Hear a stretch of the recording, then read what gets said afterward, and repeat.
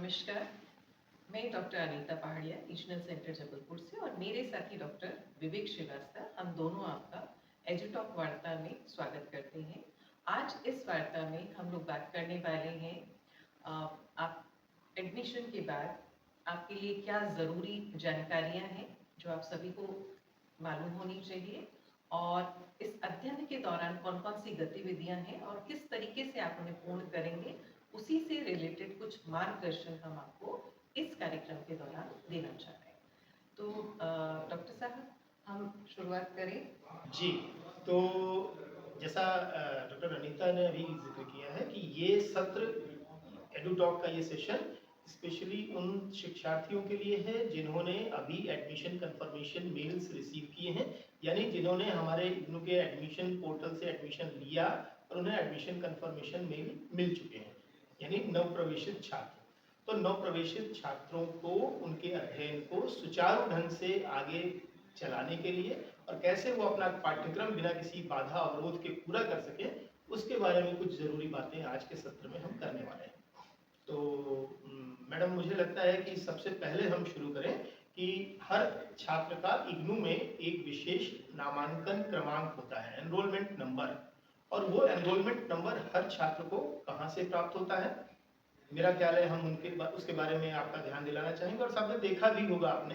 कि आप सबके रजिस्टर्ड मेल आईडीज पर एक मेल आया होगा, इग्नू एडमिशन कंफर्मेशन मेल। उसमें इग्नू का एनरोलमेंट नंबर होगा, आपका पाठ्यक्रम होगा, आप किन किन पाठ्यक्रम के किन किन पेपर्स के लिए यानी कोर्स कोड्स के लिए रजिस्टर्ड हैं, वो सारे डिटेल्स भी मेल में कवर किए गए होंगे। तो आप सबसे पहला ज़रूरी काम करें अपने पाठ्यक्रम को शुरू करने के पहले कि उस मेल को बहुत ध्यान से पढ़ें। उस मेल में आपको बहुत सारे ज़रूरी लिंक भी दिए गए हैं, और जैसे जैसे एक बहुत महत्वपूर्ण बात होती है कि आपको सबसे आगे जाकर अपने पूरे अध्ययन के दौरान इग्नू के आई कार्ड की ज़रूरत पड़ती है, इग्नू के स्टडी मटेरियल की ज़रूरत पड़ेगी। कुछ लोगों ने प्रिंटेड मटेरियल ऑप्ट किया होगा, उनके घर के पतों पर स्टडी मटेरियल आता है, दैट इज़ ओके। पर कुछ लोगों ने ऑफलाइन मोड में प्रिंट मटेरियल का ऑप्शन नहीं लेकर के अगर ऑनलाइन लिया है, तो उनके लिए एसएलएम का लिंक क्या होगा, उनकी पाठ्य सामग्री कहाँ से डाउनलोड होगी, है ना, या आई कार्ड के डाउनलोड करने का लिंक क्या होगा, समर्थ पोर्टल का लिंक क्या होगा, है ना, उस समर्थ पोर्टल में कैसे आपको अपना स्टूडेंट रजिस्ट्रेशन दोबारा करके सारी चीज़ें आगे आरआर और परीक्षा फॉर्म वगैरह के लिए आगे बढ़ना है, ये सारे लिंक उस मेल में दिए होंगे। इन शॉर्ट सर ये कह सकते हैं कि अगर समर्थ पोर्टल पे आप लॉगिन करते हैं अपने आईडी पासवर्ड से, तो सारी जानकारियां जो ज़रूरी है आपके लिए वो आपको एक से एक पेज पर ही मिल जाएगी। हाँ, उससे आप आई कार्ड अपना डाउनलोड, जैसा सर ने बताया है, बाकी सारी चीज़ें भी आरआर फॉर्म रिलेटेड सब कर सकते हैं। लेकिन इसके अलावा कुछ ज़रूरी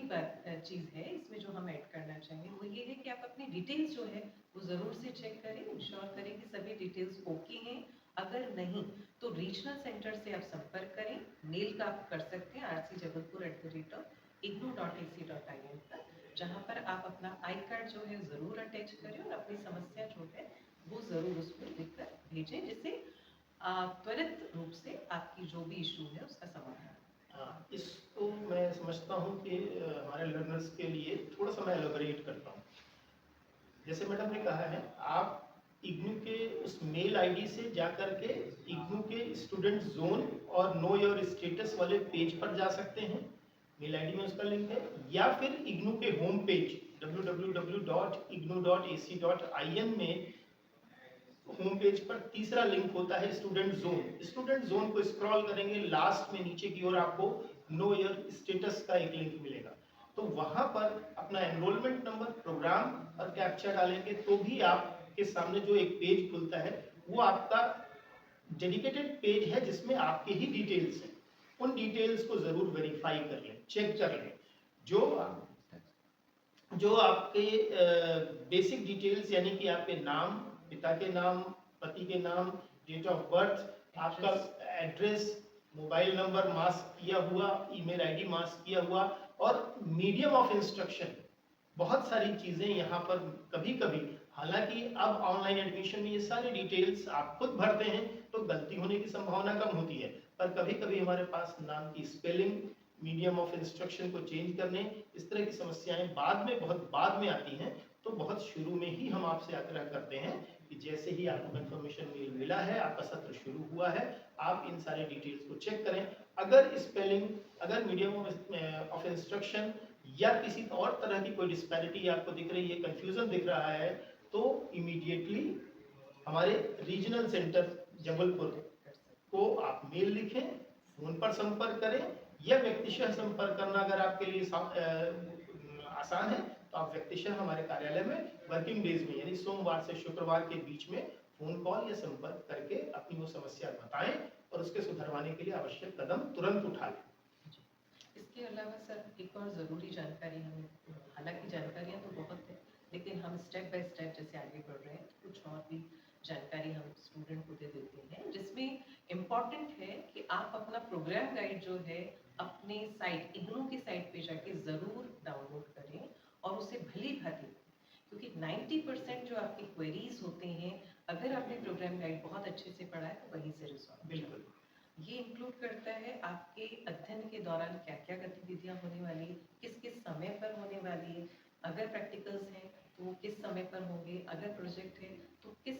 सेमेस्टर के बाद में, अगर सेमेस्टर सिस्टम है तो कब आपका प्रोजेक्ट है, प्रोजेक्ट का सिनॉप्सिस कैसे बनाना है, गाइड आपको कैसे चूज करना है, सिनॉप्सिस का फॉर्मेट क्या होगा, कब आपको सबमिट, कहाँ सबमिट आपको करना है, किस फॉर्मेट में सबमिट करना है, ये सारी डिटेल्स उसमें दी होती है। तो ये ज़रूरी है कि आप उस प्रोग्राम गाइड को बहुत अच्छे से पढ़ें। बिल्कुल। ये देखिए, इसमें एक बात मैं जोड़ देता हूँ कि सभी के लिए प्रोजेक्ट और प्रैक्टिकल कंपोनेंट ज़रूरी नहीं है। बहुत सारे पाठ्यक्रम ऐसे हैं जिनमें असाइनमेंट और थियरी पेपर से ही आपका पाठ्यक्रम पूरा हो जाता है। कुछ पाठ्यक्रम ऐसे हैं जहाँ पर असाइनमेंट तो देखिए सभी, हर पाठ्यक्रम का एसेंशियल कंपोनेंट है, और थियरी पेपर आपको देना ही देना है।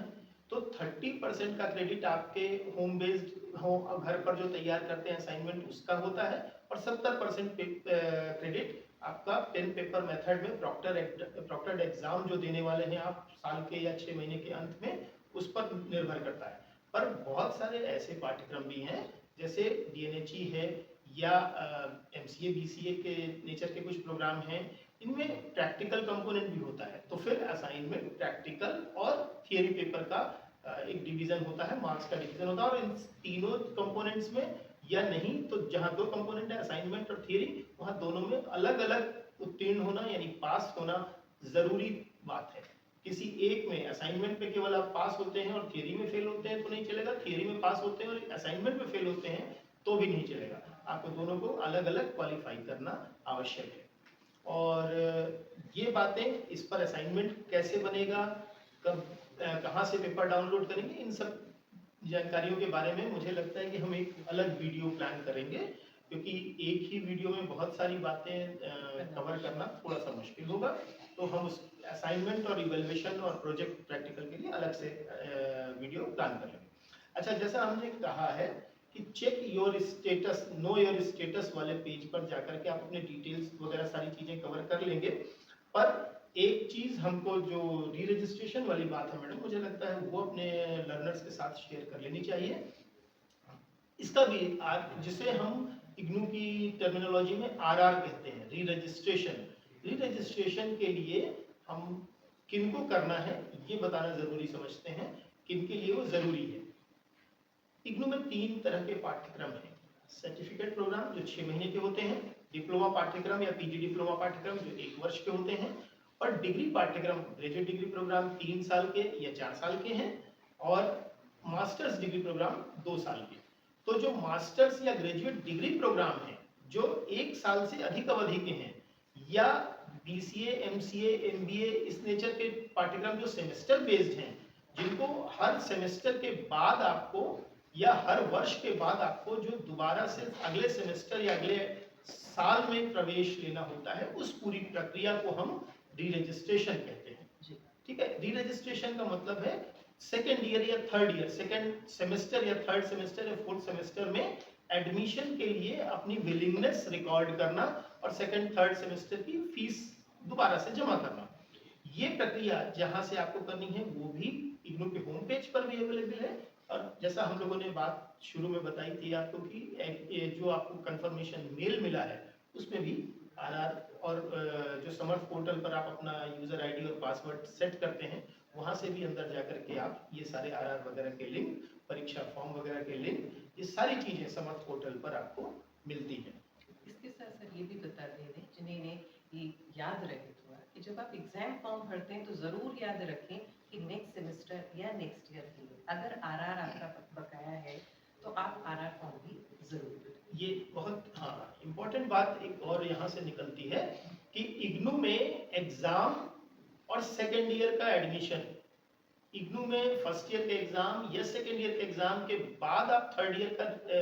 फॉर्म भरेंगे, उसके पहले रिजल्ट का इंतजार करेंगे, ये नहीं होता। आप, मैं उदाहरण देकर के मैडम मुझे लगता है बात करूं तो ज्यादा अच्छा होगा। जैसे किसी ने जुलाई के सत्र में एडमिशन लिया है, हमारे इग्नू में जुलाई और जनवरी 2 एडमिशन सेशंस होते हैं, तो मैं दोनों का अलग अलग उदाहरण देकर के कहता हूँ। किसी ने जुलाई में एडमिशन लिया है तो अगर उसका सेकेंड ईयर जुलाई 2026 में मान लीजिए शुरू होने वाला है, 25 में उसने एडमिशन लिया था, तो उसे मार्च या अप्रैल में ही सेकेंड ईयर का फॉर्म दोबारा से ऑनलाइन जाकर के सबमिट कर देना चाहिए। या किसी ने जुलाई 2025 में अगर एमबीए में एडमिशन लिया है तो सेकेंड सेमेस्टर के लिए वो सितंबर अक्टूबर के बीच में ही अपना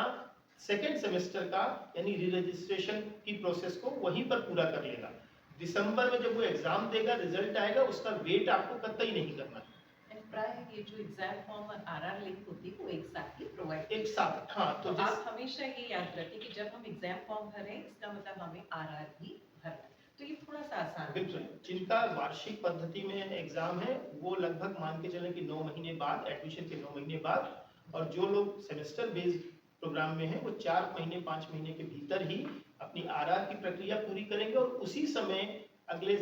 जो दिसंबर या जून का एग्जाम देने वाले हैं उसके लिए असाइनमेंट भी उन्हें सबमिट कर देने हैं। यानी जैसे किसी ने जुलाई में एडमिशन लिया है और वार्षिक प्रक्रिया में उसको एग्जाम देना है, तो जून 26 में जब वो एग्जाम देने जाएगा उसके पहले मार्च और अप्रैल 2026 के बीच में वो असाइनमेंट सबमिट करेगा, वो री रजिस्ट्रेशन की प्रोसेस पूरी करेगा और मार्च अप्रैल के बीच में ही जून की परीक्षाओं के लिए अपना परीक्षा का ऑनलाइन आवेदन भी कर देगा। तो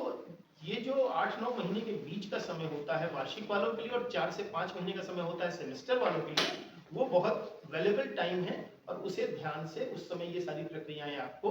पूरी कर लेनी चाहिए। और किसी भी अन्य क्वेरी और कंफ्यूजन के लिए हमारा कार्यालय हमेशा आपकी सहायता के लिए तत्पर है और हमारे फ़ोन नंबर्स, हमारे ईमेल आईडी और बाकी के डिटेल्स आपको हमारे बैकड्रॉप में दिख रहे हैं। आप कार्यालय के समय में और कार्यालय दिवसों में सोमवार से शुक्रवार के बीच में कभी भी क्षेत्रीय केंद्र में संपर्क कर सकते हैं, पर ध्यान रखिए अपने अध्ययन की प्राथमिक जानकारियों, काउंसलिंग सेशंस, प्रैक्टिकल सेशंस, इस तरह की कुछ जरूरी बातों के लिए प्राथमिक रूप से पहले आपको अपने अध्ययन केंद्र में संपर्क करना है। अध्ययन केंद्र जैसा कि मैंने कहा है आप कंफर्मेशन मेल में मिल जाएगा और रीजनल सेंटर पे संपर्क करने के पहले आप सारी पॉसिबिलिटीज अपने अध्ययन केंद्र पर एक्सप्लोर कर लें। अगर वहां से आपको कोई संतोषकारक जवाब नहीं मिल रहा है तो आप क्षेत्रीय केंद्र में हमसे जरूर संपर्क करें, हम आपकी सहायता के लिए तत्पर हैं। और जैसा हमने वादा किया है एक और अगले वीडियो के साथ हम